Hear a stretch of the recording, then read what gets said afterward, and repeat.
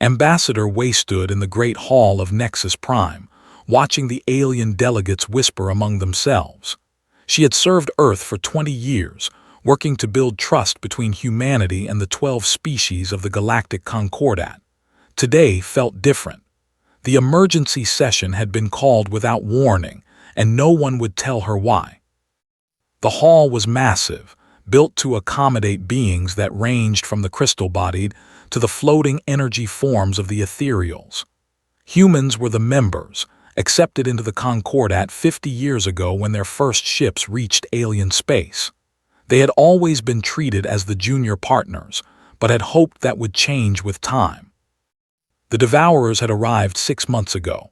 At first, they were just rumors from the Outer Rim, ships going missing, colonies losing contact.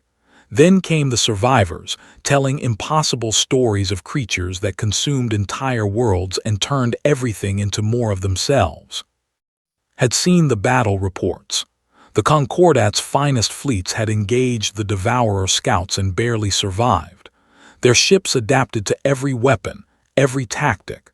Traditional alien technology was useless against an enemy that evolved in real time. "The session will now begin," announced the voice of the assembly, a neural network that spoke for all 12 species. Took her place at the human podium, the smallest one in the circle. Counselor Ra of the Empire rose first. His body was made of living crystal that rang like bells when he moved.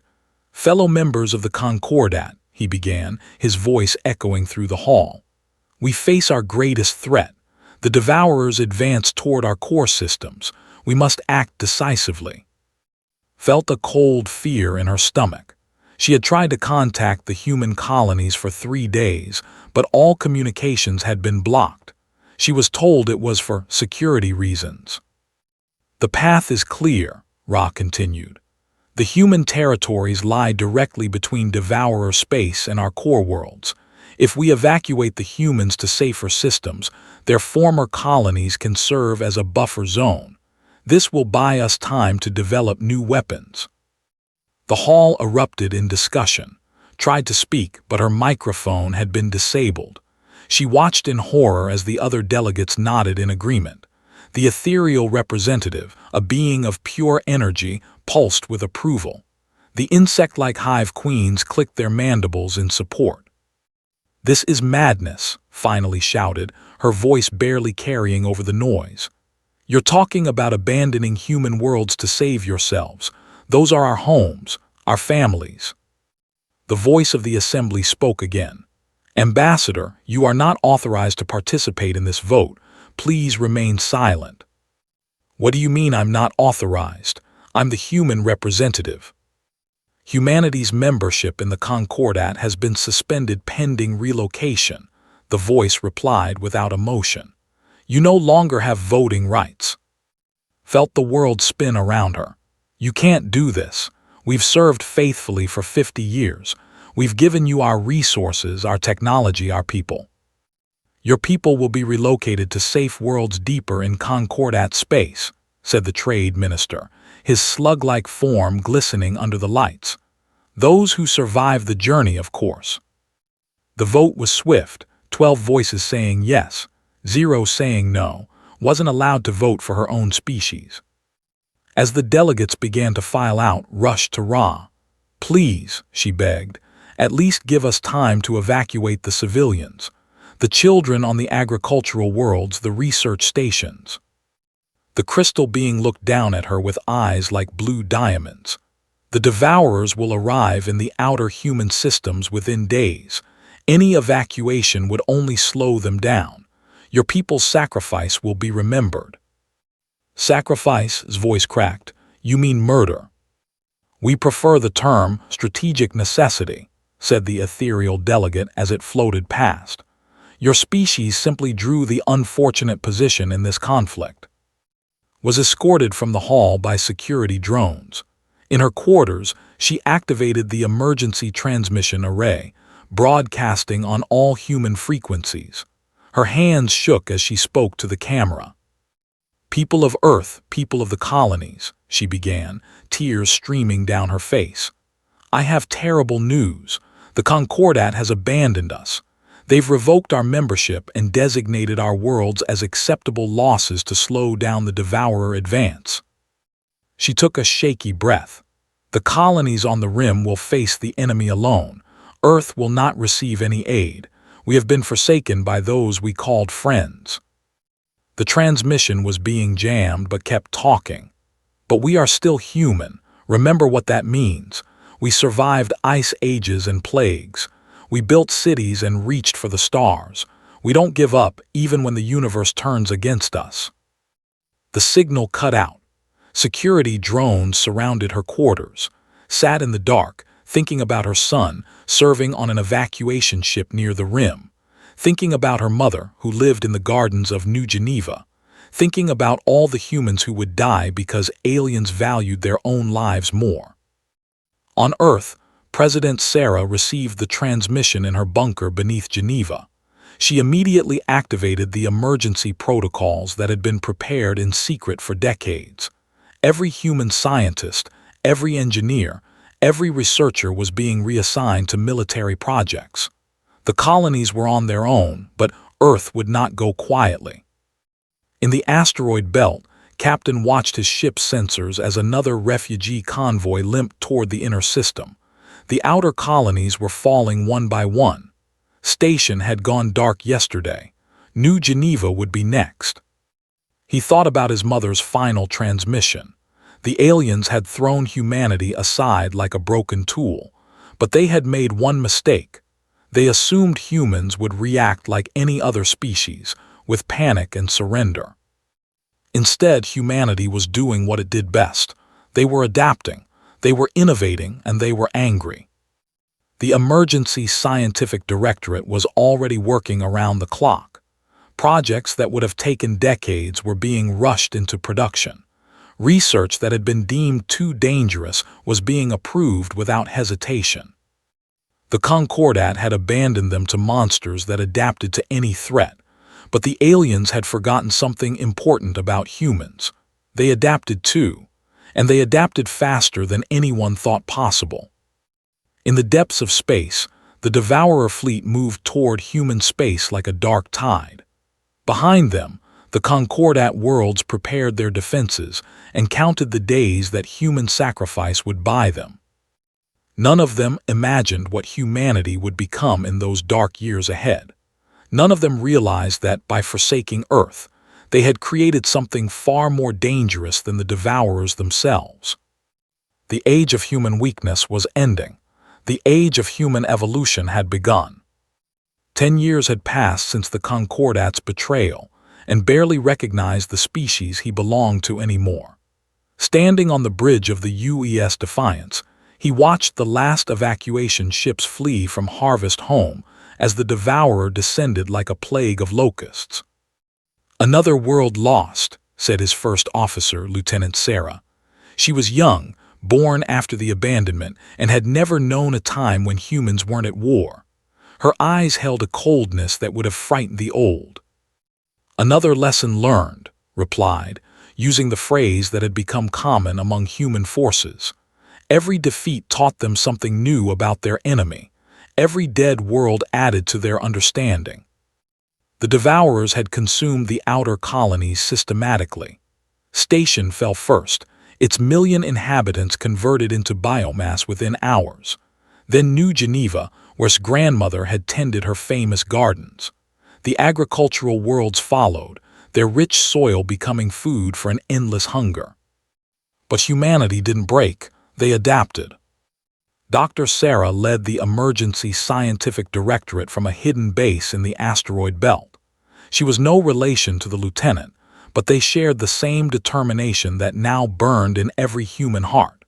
There were no ethics committees anymore, no oversight boards to slow down research. When your species faced extinction, such luxuries became deadly. "The quantum entanglement patterns are clear," Doctor explained to her team of researchers. Many of them were refugees from the lost colonies, their families consumed by the very creatures they now studied.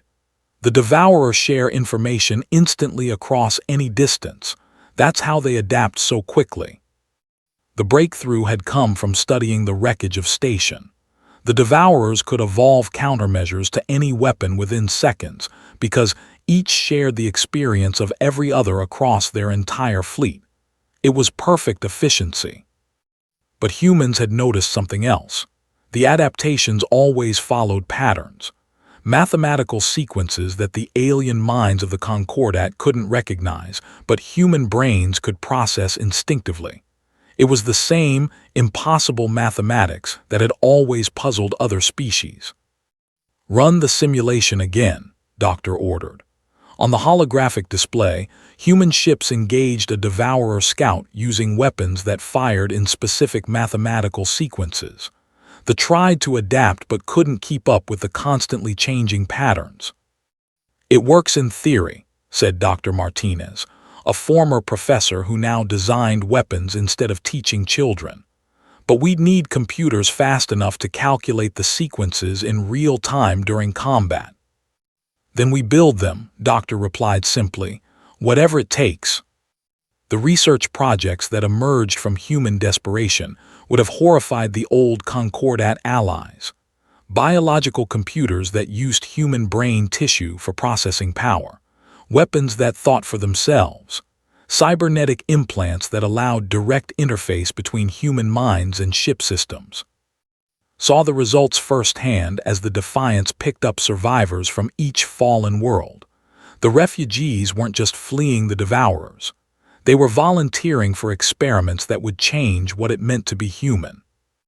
"Sir, we're receiving a transmission from Earth," the communications officer reported. Her name was, and half her skull was covered in cybernetic interfaces that let her process data streams directly through her nervous system. The message was from President's own cousin, who had taken power after the old government proved too slow to adapt. "All refugee ships are to report to Luna Base for integration procedures. The prototype testing phase is complete." Felt a chill. He knew what integration meant. He had seen the volunteers who went to Luna Base and returned changed. They moved differently, spoke differently. They were still human, but they were also something more. "Set course for Luna," he ordered. Around him, the bridge crew began preparing for what might be their last journey as fully biological humans. The trip to Luna took 3 days. During that time, watched through the ship's sensors as the Devourer fleet consumed Harvest Home completely. The green world that had fed billions became a gray wasteland in less than a week. But the human ships hiding in the outer system recorded everything, adding the data to their growing knowledge of enemy tactics. Luna Base was unrecognizable. What had once been a simple mining station was now a vast complex of laboratories and manufacturing centers. Ships arrived constantly, bringing refugees and resources from across human space. But the ships that left looked different. They moved with purposes that seemed almost alive. Doctor met them at the docking bay. She looked older, but her eyes burned with an intensity that made step back. "Welcome to the future," she said. "Are you ready to evolve?" The integration process was explained simply. Human consciousness would be linked directly to ship systems through quantum interfaces. Crews wouldn't just operate their vessels, they would become part of them. The ship's computers would gain human creativity and intuition, while human minds would gain processing power beyond anything previously imagined. "What about our bodies?" asked Lieutenant. "Bodies are inefficient," Doctor replied. "But consciousness is eternal.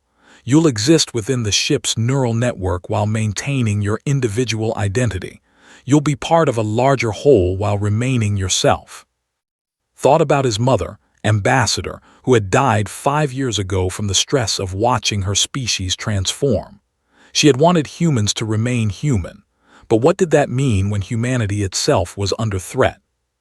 "The Devourers adapt to anything we throw at them," Doctor continued. "But they're still biological. They think in biological terms. We're becoming something they can't understand or adapt to." The volunteers went first. Watched as Lieutenant entered the integration chamber, her body disappearing into a cocoon of cables and neural interfaces.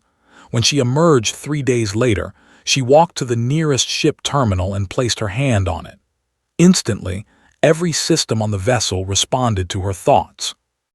"I can feel the ship's entire structure," she said, wonder in her voice. "Every circuit, every weapon, every sensor.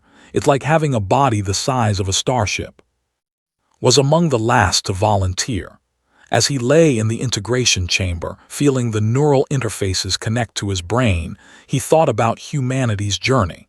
50 years ago, they had been proud to join the galactic community. 10 years ago, they had been abandoned to die.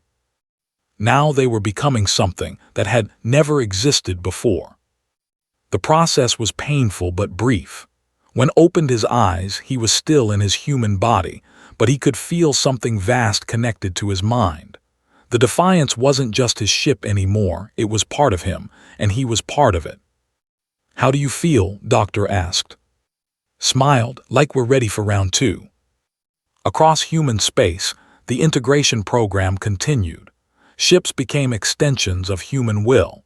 Weapons systems gained creativity and intuition. Defense networks began thinking for themselves while remaining under human control. The Devourers were still coming. Earth itself would be their next target, but humanity was no longer the same species that had been abandoned by the Concordat. They had evolved into something new, something that their old alien allies couldn't imagine. The dark years were ending. The age of human ascension was about to begin. Doctor felt the collective mind of humanity stir as the Devourer fleet approached Earth. She stood in the command center of Luna Base, but her consciousness extended far beyond her physical body. Through the network, she could sense every human ship, every defense station, every mind connected to the great web of intelligence that humanity had become. "Contact in 6 hours, reported Captain Stevens, though his voice came from 17 different ships simultaneously. The integration project had succeeded beyond their wildest dreams. Individual humans could now exist across multiple vessels while maintaining their personal identity and thoughts.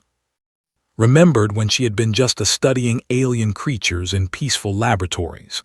That was before the Concordat's betrayal, before the dark years of evolution under fire. Now she was something more still, but also part of something vast and beautiful and terrible. "Show me the enemy formation," she said, and instantly the data flowed into her mind from 1,000 sensors across the solar system. The Devourer fleet was massive, over 1,000, ranging in size from city blocks to small moons.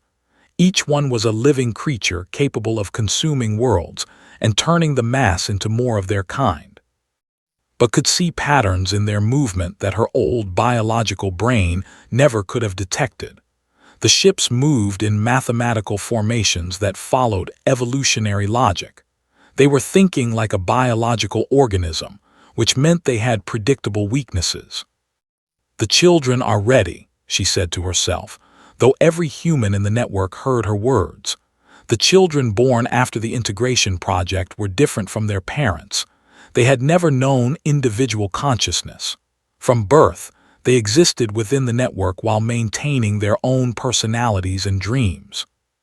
10-year-old Maria Santos giggled as she piloted a massive battlecruiser through complex maneuvers that would have been impossible for any traditional crew. To her, the ship was just another body to play with.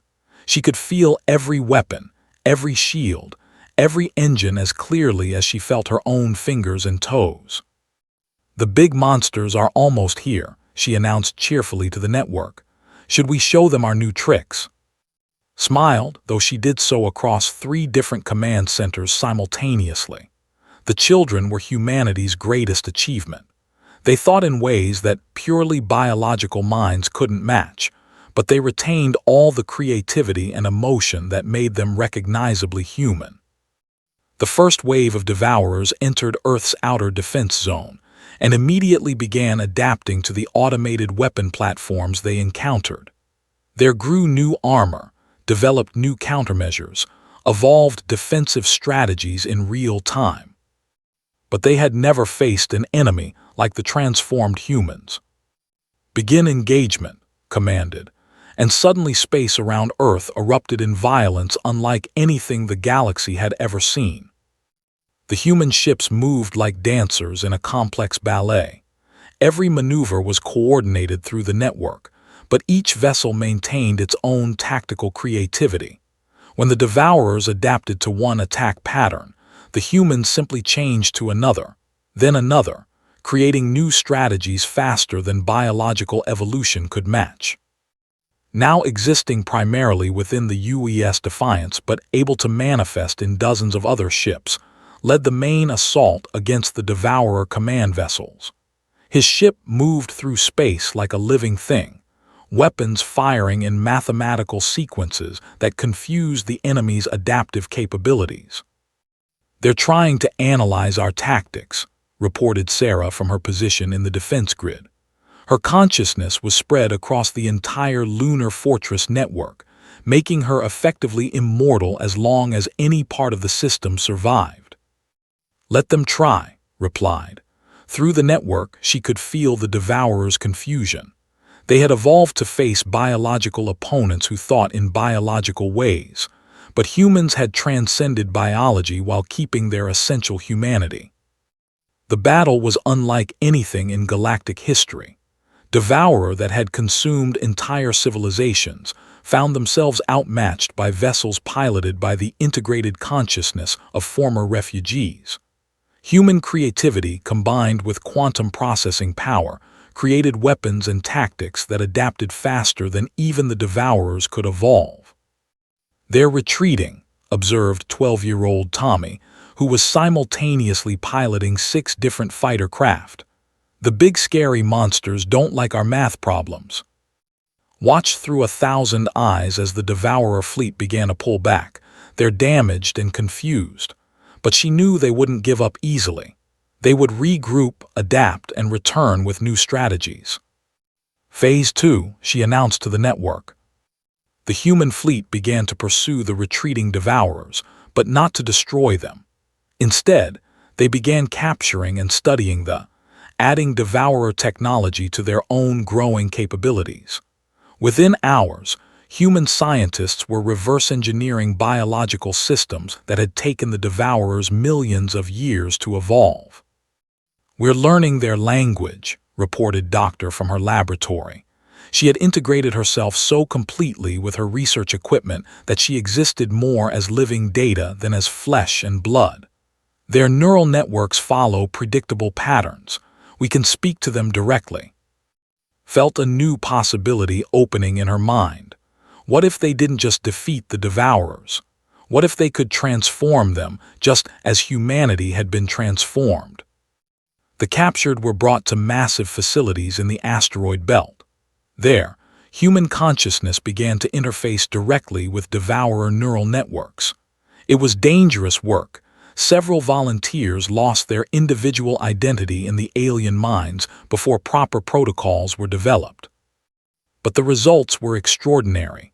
The Devourers weren't evil, realized. They were simply following their biological programming to consume and reproduce. But consciousness could be modified just as humanity had modified itself. "We can change them," she announced to the network. "We can give them choice." The work took months, but eventually the first modified Devourers emerged from the facilities. They retained their biological capabilities, but gained something they had never possessed before: individual will. They could choose whether to consume or to create. The main Devourer fleet returned to Earth a year later, expecting to find the consumed remains of human civilization. Instead, they found their former scouts working alongside human ships to build vast orbital platforms that processed raw matter into useful materials without destroying living worlds. The Devourer hive mind couldn't understand what had happened. Their scouts had been infected with something worse than any virus. They had been given consciousness, and with it, the ability to refuse orders. Stood on the observation deck of the UES Humanity's Will, watching as more Devourer ships approached the orbital platforms. Some came to fight. Others came to understand. A few came to join the growing alliance between humanity and their transformed former enemies. "What are we becoming?" asked through the network. His question carried the weight of philosophical uncertainty that had haunted humanity since the integration project began. "We're becoming what we were always meant to be," replied. "We're becoming the gardeners of consciousness itself." Through the network, she could feel the approval of millions of human minds. They had been abandoned by the Concordat, left to face extinction alone. But in their darkest hour, they had discovered something wonderful, the ability to evolve not just their bodies, but their very nature. They were still human, but they were also something new, something that could bring consciousness and choice to any form of life they encountered. In the depths of space, automated probes were already reaching toward the galactic core, carrying the gift of expanded awareness to whatever civilizations they might find. The Concordat had forsaken humanity, but humanity would not forsake the galaxy. The age of transformation was just beginning. Counselor of the Ethereal Assembly floated in the center of her flagship's bridge, her energy form pulsing with nervous light. The reconnaissance fleet approached the Sol system carefully, expecting to find the charred remains of human civilization. It had been 6 months since their long-range sensors detected the end of the Devourer invasion. By all calculations, Earth should be a dead world by now. "Long-range scans coming in, Counselor," reported her tactical officer, a crystal-bodied whose harmonics betrayed his unease. "The readings, they don't make sense." Had served on the Concordat Council for 3 centuries. She had been one of the voices that voted to abandon humanity to the Devourers. It had been a logical decision, sacrifice the few to save the many. The humans would understand eventually. Now she was here to confirm their extinction and salvage whatever technology might remain useful against future Devourer incursions. The creatures had vanished from Concordat space entirely after their failed assault on human territory, leaving behind only questions about what could have destroyed them so completely. "Show me," commanded. The main display activated, showing the Sol system in impossible detail. Earth was not only intact but thriving beyond anything in Concordat records. Massive orbital structures surrounded the planet in perfect geometric patterns that seemed to pulse with their own life. The asteroid belt had been completely transformed into a vast computational matrix where ships moved in flawless harmony. "This cannot be correct," whispered her science officer, a tentacled whose skin had turned pale with shock. "The energy readings from those structures exceed our most advanced stellar engineering projects." But what truly disturbed was the movement patterns of the ships. Thousands of vessels flowed through space like schools of fish, turning and adjusting course with perfect synchronization. No central command structure could coordinate such precision, yet there was clearly intelligence behind every maneuver. "Counselor," the communications officer announced, "we're being hailed. The signal is unusual." "Put it through," ordered, bracing herself to speak with whatever primitive survivors might remain. The face that appeared on the screen was human, but somehow more than human. The woman looked familiar, though couldn't place where she might have seen her before. Her eyes held depths that seemed to stretch beyond physical space. "Greetings, Counselor," the woman said with a smile that didn't reach those impossible eyes. "I am Captain Sarah. Welcome to the Sol system." "I thank you for the welcome," replied carefully. "I am sorry for your losses during the Devourer invasion. We have come to offer assistance to any survivors." Captain's smile widened. "Losses? We suffered no losses, Counselor. In fact, we gained quite a lot. The Devourers taught us much about adaptation and growth." His energy field flickered with confusion. "I don't understand. Our sensors detected a massive battle. Surely your world suffered terrible damage." "Oh, there was certainly a battle," agreed. "But perhaps your definition of damage differs from ours. May I show you something?" Before could respond, her ship systems began displaying information that hadn't been there moments before. Detailed technical specifications appeared on every screen, showing technological advances that exceeded Concordat knowledge by centuries. Her own vessel's inefficiencies were highlighted and improved in real time. "How are you accessing our systems?"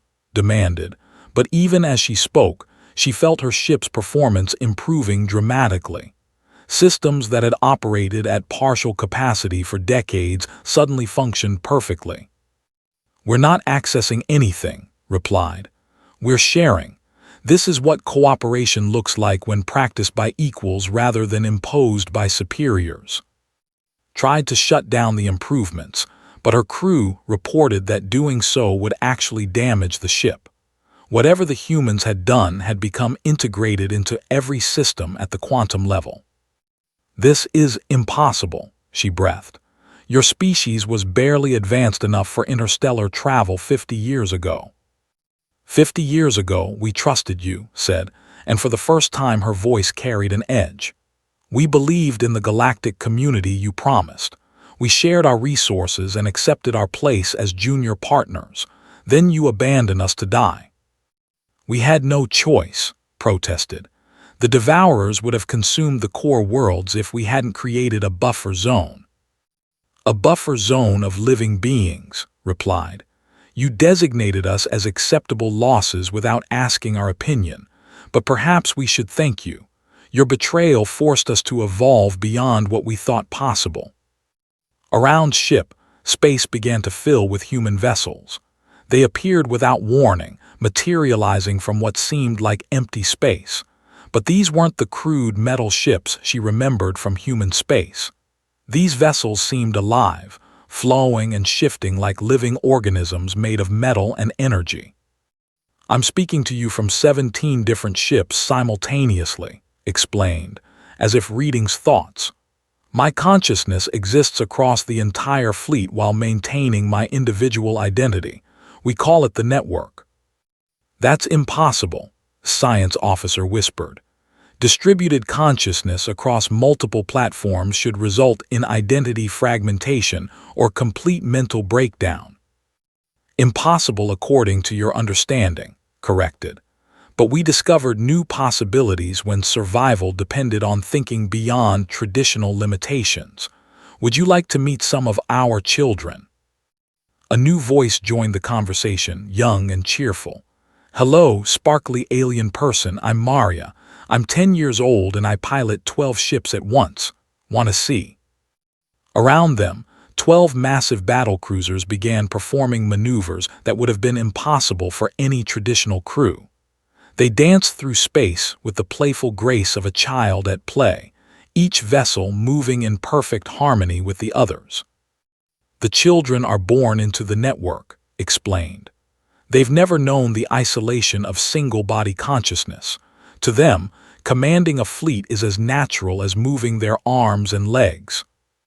Felt something like fear creeping through her energy matrix. This wasn't the humanity she remembered.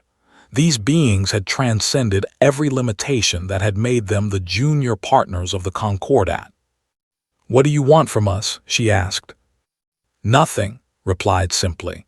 "We want nothing from you because we need nothing from you. But we offer something to you, the same partnership we once believed in. True cooperation between equals, where no member species is ever abandoned again." "The Concordat will never accept human dominance," stated. "Dominance?" laughed, a sound echoed by thousands of voices across the network. "Why would we want to dominate you? We could have taken your territories years ago if that was our goal. We could have conquered the entire Concordat before you knew we existed." To prove her point, transmitted a complete tactical analysis of every Concordat world directly into his mind. Defense systems, fleet positions, technological capabilities, everything laid bare in seconds. "We could have destroyed you," continued, "but we chose to grow instead. We chose to become gardeners of consciousness rather than conquerors of matter. The Devourers learned this when they joined us willingly."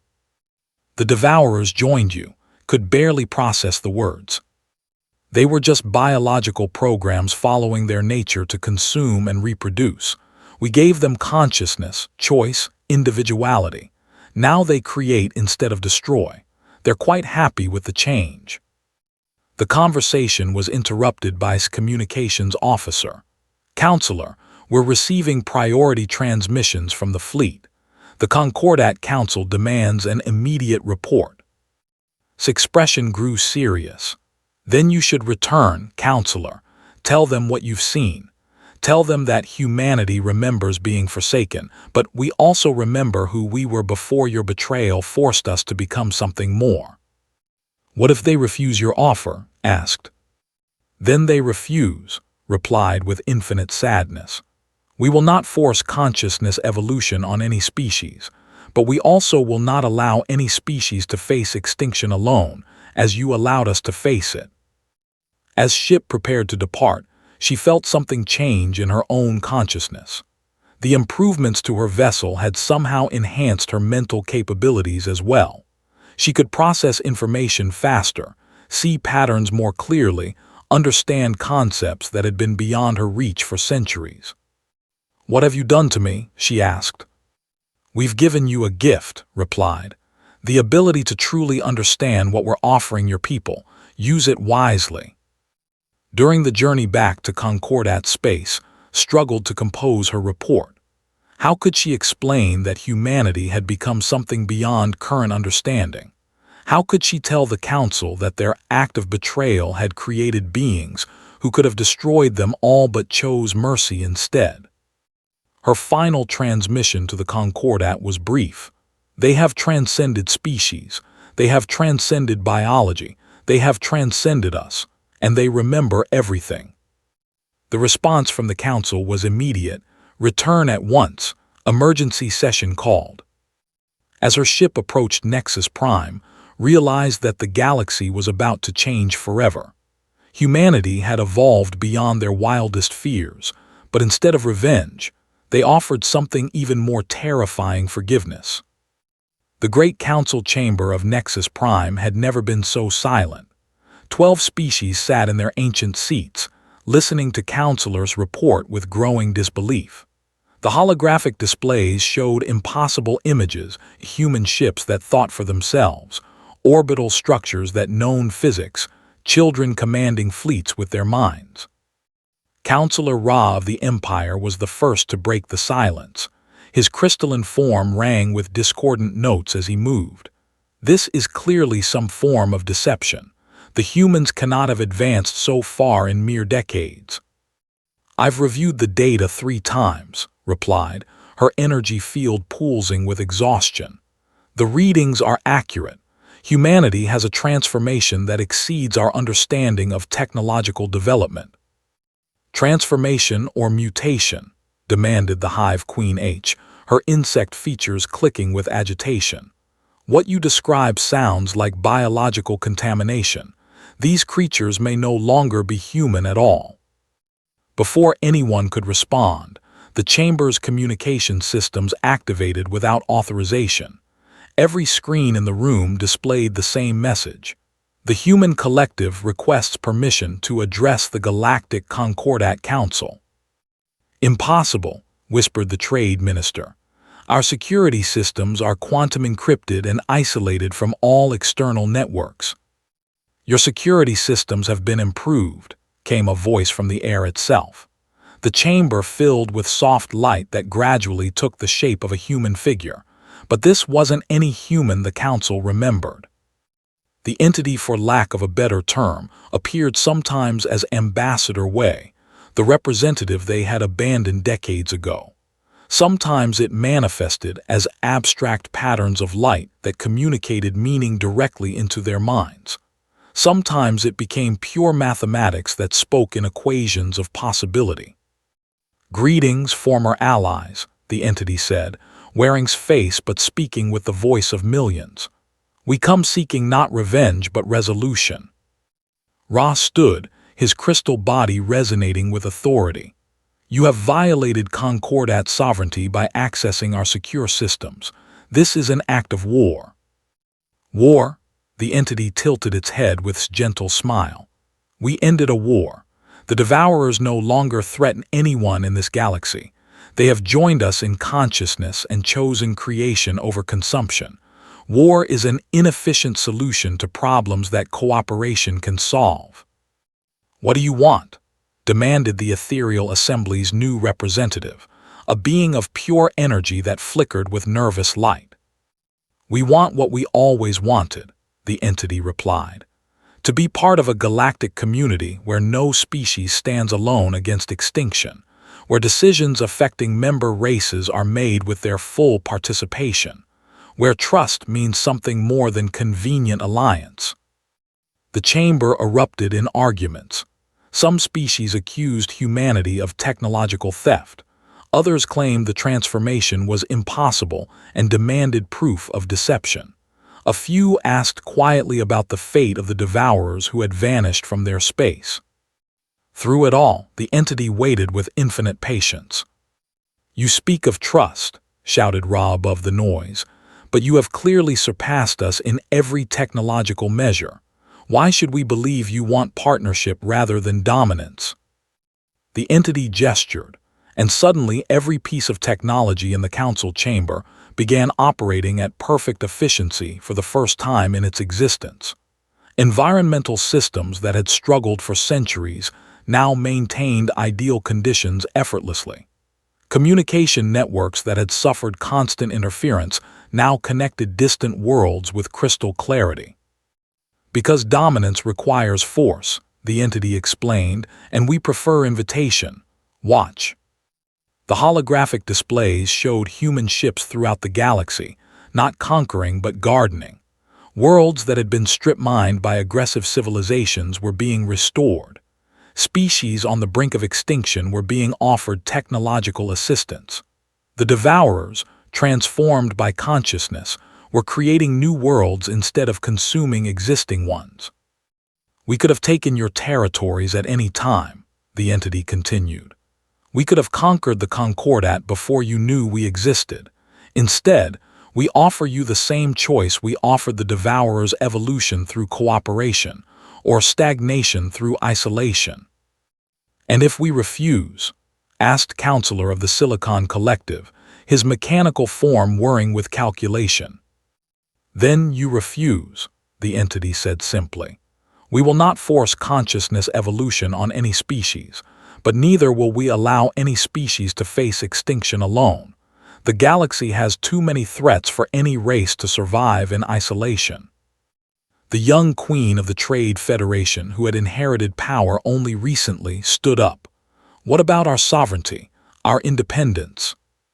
What about the sovereignty of the human colonies you designated as acceptable losses?" the entity asked gently. "Independence that depends on abandoning others is not independence, it's cowardice disguised as principle." The debate continued for hours. Some species, led by the pragmatic, voted to accept humanity's new terms immediately. Others, clinging to their former sense of superiority, demanded guarantees of their continued authority over their own territories. It was Counselor who finally spoke the truth everyone feared to acknowledge. "We abandoned them to die," she said, her energy field dimming with shame. "We voted to sacrifice their entire species to save ourselves. And when they not only survived but transcended every limitation we placed on them, their first act was to offer us partnership." "Your point," Ra demanded. "My point is that they have already proven who they are. The question is whether we will prove who we are by accepting their offer or clinging to pride that nearly cost us our souls." The final vote came near dawn. Species after species cast their decision, while the entity waited without pressure or threat. The voted yes. The Silicon Collective voted yes. The Ethereal Assembly voted yes. One by one, former allies chose to rejoin the alliance they had broken. Ra was the last to vote. He stood in the center of the chamber, his crystal form reflecting the light from the entity's presence. "The Empire has reviewed the terms. We accept the new partnership agreement." But as he sat down, he muttered under his breath, though I still don't understand how they achieved such advancement so quickly. They achieved it the same way any species achieves greatness, the entity replied, having heard his whisper across quantum dimensions. Through necessity, cooperation, and the refusal to abandon those who depend on them. The entity began to fade as the formal agreements were processed, but before it disappeared entirely, it spoke one final time. The galaxy holds many wonders and many threats. Some of the dangers coming from beyond our rim make the devourers look like mere bacteria. But together, as true partners, there is no challenge we cannot face and no problem we cannot solve. What kind of threats? Asked the Hive Queen nervously. The entity smiled with its remembered face. The kind that require gardeners of consciousness rather than conquerors of matter. The kind that can only be faced by species that have learned to trust each other completely. As the light faded, leaving only the normal illumination of the chamber, the council members sat in stunned silence.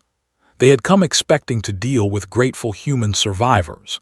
Instead, they had negotiated with beings who had transcended every concept of advancement they thought possible. "What have we become part of?" whispered the ethereal representative. Her energy field now pulsing with something like hope, answered for them all. "We have become part of something larger than ourselves, something that believes in redemption rather than revenge, something that chooses trust over fear." In the months that followed, the new partnership began to transform the galaxy. Human consciousness-sharing technology allowed different species to truly understand each other for the first time. The Devourers, now willing partners, helped terraform dead worlds into garden paradises. The Concordat became what it had always claimed to be a true community of equals. And in the depths of space, automated probes carried humanity's gift of expanded consciousness toward the cosmic threats that approached from beyond the galactic rim.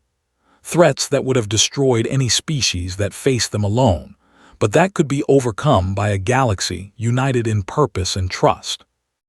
The humans had been forsaken. They had been abandoned to face extinction, but they had evolved into something greater than anyone imagined possible, and they had chosen to share that greatness rather than hoard it. The council could only gaze in shock at what their betrayal had created, not monsters seeking revenge, but gardeners offering redemption to anyone willing to grow.